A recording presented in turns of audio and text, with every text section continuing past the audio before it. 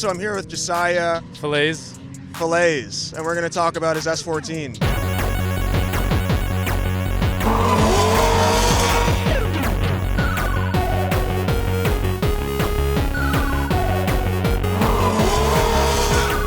So I'm here with Josiah, Paul Negro, got Drew McLean, Aaron Mazzaconi, Mike Cattell, Daniel Pasca, Rhett's got his cool car here. some Bald Eagle valve covers. one JZ. It makes cool sounds.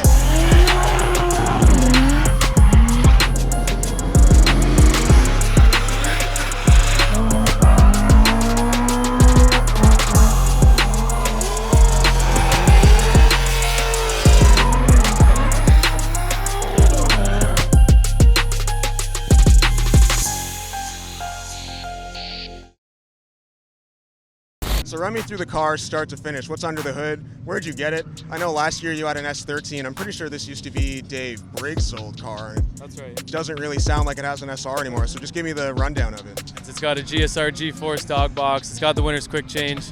And then what I did was put a 7-liter 427 V8 in it.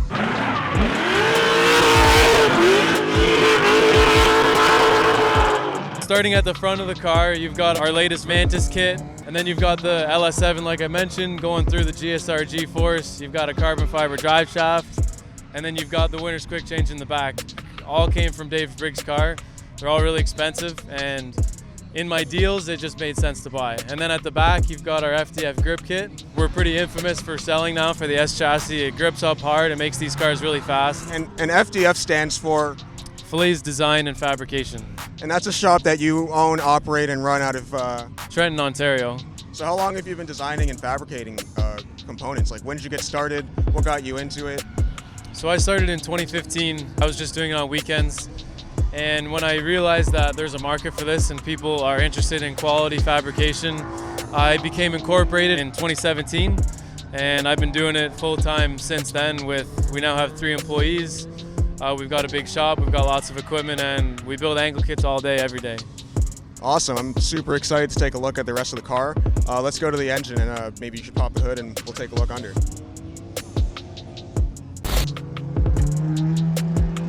Oh, the hood shocks.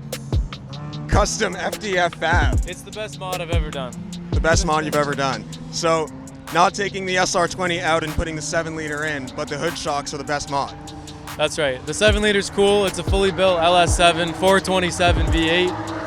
And we did a lot of work to it, put it all back together. They're the best motors for drifting for a few reasons that I could mention, but this engine will live over 7,000 RPM and you'll never have a problem with it. That's pretty crazy. I know that's the big thing with V8s. People always put them in the cars. Everyone hates on them because the main thing is they don't rev, they don't really sound free-flowing, they aren't really exciting to watch.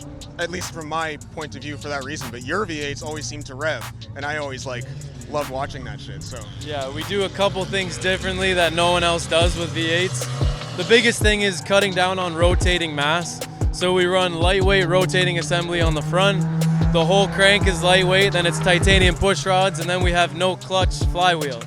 All we run is just a clutch pack with a button. The whole assembly weighs about 11 pounds, and that makes this engine sound the way it does. That's insane. We have this one at 7,500 RPM. The biggest difference with this is, though, whenever you have all that rotating mass from flywheels, like most LS engines are running 50 to 75 pounds of rotating mass. This car is like it has boost. You have to keep it up while you're pulling the handbrake. You have to keep it up while you're clutching because otherwise you're going to lose your power band. So the driving style is almost similar to a turbo car, but I mean, it still has tons of torque, so. Yeah, I was going to say that. It is really exciting watching you drive, and you do drive the shit out of it. You drive it like it's a slow car, even though it does probably make, how much horsepower at the wheel do you think? Have you dynoed it yet? We didn't take it to the dyno yet, but doing all of our tuning setup, we're pushing around 650 wheel horsepower. That is fucking ridiculous. Okay, so I'm just going to point out some stuff in the engine bay, and maybe you can talk about it a little bit. So this rad says Mishimoto, but Mishimoto rads don't come with these things. So. No, we run an electric water pump. I've done it on every setup. I've never had a heating issue, which a lot of people tend to have. This car, after 6 laps, is at 220. Like, I've never had a problem with it. So It's a pretty intricate system. You've got manifolds, you've got AN lines going from the water pump coming up. Once you put it all together, it's a very efficient way to keep a race engine cool.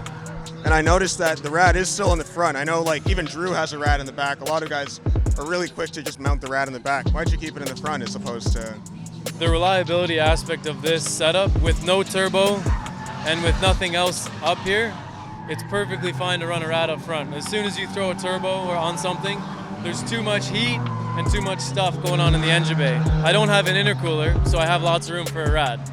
Makes sense. So, cool. Pointing out other stuff. Grassroots Performance Oil Cooler.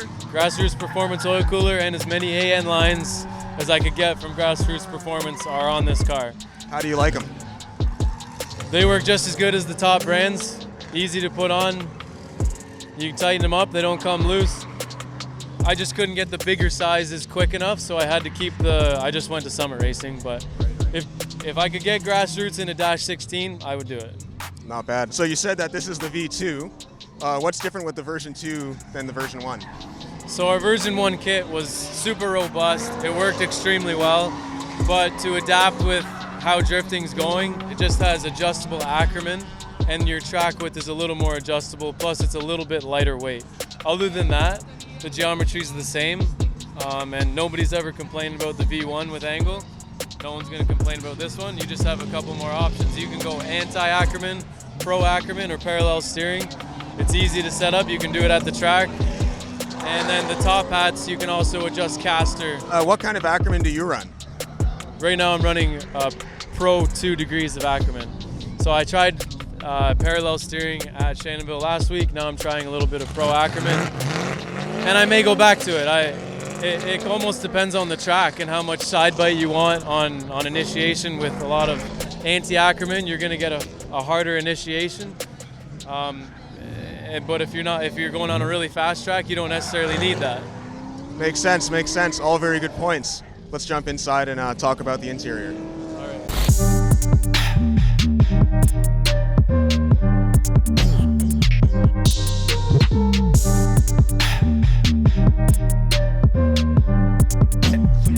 Sick. So there's not much space in this interior. It's got a bunch of tubes, a couple wires. Everything looks really neat and tidy. So why don't you tell me about a couple things? Holley Efi, is that your tune? Is that your ECU? Yeah, we're running a Holley Efi. It's called the Terminator EFI system. It's their latest ECU, and it was honestly the easiest thing to set up ever. We're running their heads-up display, and then we've got our FDF handbrake. We've got our 4-speed shifter. We've got our quick release for the steering wheel, Sparco seats, and a 4-point or 6-point harnesses. Custom switch panel, and everything is on breakers underneath the switch panel, so there's no fuses or anything in this car. Super smart. Did you do that just for reliability? Have you ever had issues running fuses in the past? No, I'll be completely honest with you. The guy that built this car for Dave Briggs put that breaker panel in the car, and I just rewired it to work for my setup because it was so sweet. And he does great work. He does great wiring, so I kept as much as I could. Why wouldn't I? Yeah, hell yeah. If it's not broken, don't fix it. One thing I want to point out is the FDF, what are those, door card, like half cards? Yeah, I put them in every car. For this car, because of the NASCAR door bars, it could only be like a couple inches tall. But it really sets the car apart. Anytime you're looking inside, you see dimple dies and FDF logo, people think it's cool. Yeah, I think it looks sweet. And tell me about these seats. Well, it's a Sparco Circuit Sport with the wraparound. The wraparound kind of gets in the way for me, but it was the seat that came with the car, and Dave and I are probably the exact same waist size, so it just worked. So what kind of handbrake do you have? It's an FD fab. I noticed that it's mounted cylinder facing master cylinder facing the firewall. Is it a 3/4 master cylinder or 5/8? It's a 3/4, and we offer the reverse mount, which is with the master in front, or the traditional mount, which you would see the master would be behind the handle. Both of them work. Both of them have the same amount of leverage. This setup tucks it away, kind of hides it. Yeah, I think it looks really clean. If you still had the factory stuff there, it would tuck away really nicely under.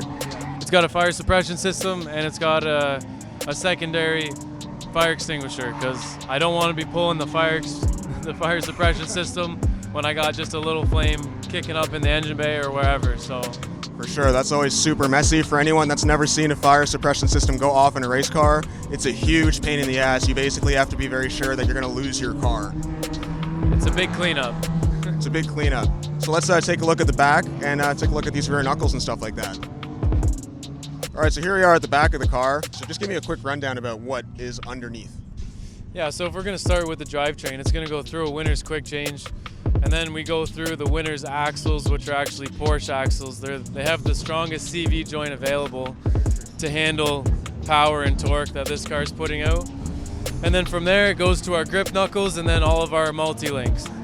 Sweet. Would we be able to see underneath if you pop the trunk? So now the trunk's open. I've got a couple more questions. I see a nice even layer of rubber, and I see an AccuSump. So why do you run an AccuSump? They like to starve oil in the pan anytime you're going sideways. So the AccuSump keeps pressure in the engine. If you lose pressure in the pan, you'll have pressure for about 30 seconds after. So that really bridges the gap whenever you lose oil, and you never lose pressure with an AccuSump. What kind of fuel cell do you have? It's an ATL fuel cell. This is the same cell that Dave Briggs was running. How many laps can you get out of that fuel cell? That's a good question. I've only topped it up today, and maybe 20 liters, and I've probably done 20 laps, so a liter a lap, let's say. Okay, cool. So honestly, the more I do these, the more I hate them, but I kind of committed myself to them, and after every single interview, I have to do this handshake. So I got this thing, and we're gonna come up with one right now. All right, let's do it. Okay.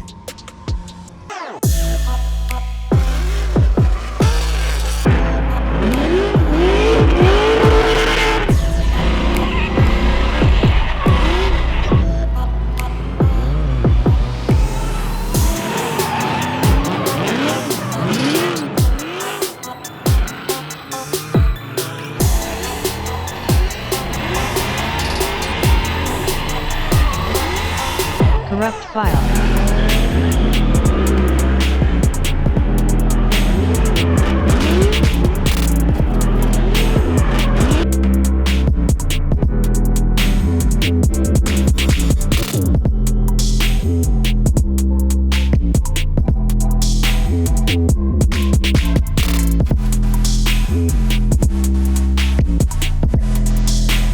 Kill shot imminent.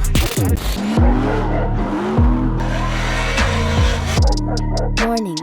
Warning. Death threat. Low. Fuel. Low. Fuel. Game over. Play again. Play again. Play again.